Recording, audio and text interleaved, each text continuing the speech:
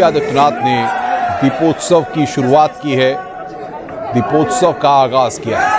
26,11,101 दिए से यहां पर जगमग होगा सरयू किनारे।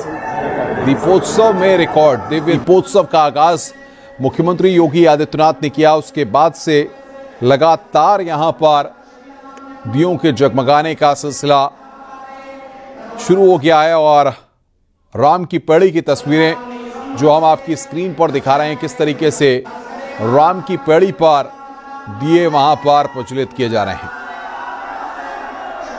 भव्य दीपोत्सव की शुरुआत यहां पर हो चुकी है। मंदिर में दीप जलाया और उसके बाद राम की पैड़ी पर अब यहां पर कार्यक्रम की शुरुआत मुख्यमंत्री ने की है और राम की पैड़ी पर दीप प्रज्वलन शुरू हो चुका है। बड़ी संख्या में श्रद्धालु वहां पर पहुंचे हुए हैं। तो 2017 में हमें यहां पर दीप प्रज्वलित करने के लिए पर्याप्त मात्रा में दीप नहीं प्राप्त हुए थे। मुश्किल से 25,000 दीप ही अयोध्या धाम में हमें मिल पाए थे मिट्टी के।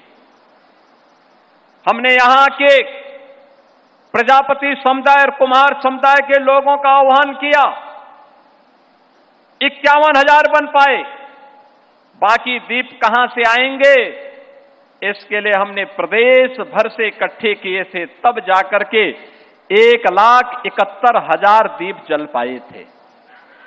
2017 में 1,71,000 और आज लाखों लाख दीप अयोध्या धाम में प्रज्वलित होते हैं, जो हर भारत के संकल्प, हर भारतवासी के संकल्प के प्रतीक बनते हैं।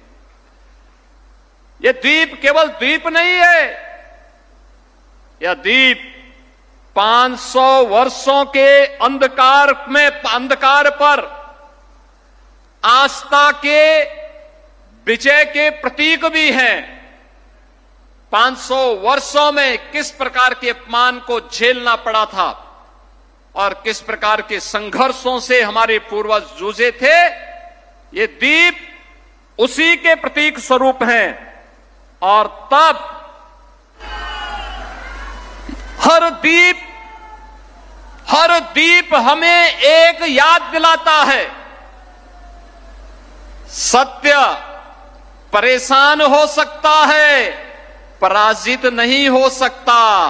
सत्य की नियति होती है विजयी होने की, और विजयी होने की उस नियति के साथ सनातन धर्म 500 वर्षों तक लगातार संघर्ष करता रहा और उस संघर्ष की परिणति है आज अयोध्या में उन संकल्पों की परिणति स्वरूप अयोध्या में भव्य और दिव्य मंदिर का निर्माण। बहनों और भाइयों, सदियों तक विदेशी आक्रांताओं ने भारत भूमि को पवित्र करने के लिए सारे यत्न किए, सारे षड्यंत्र किए। आस्था के प्रतीकों को तोड़ा गया, अपमानित किया गया, आस्था खंडित हुई, लेकिन श्रद्धा डिगी नहीं, वह अविचल रही। 1947 में जब देश आजाद हुआ,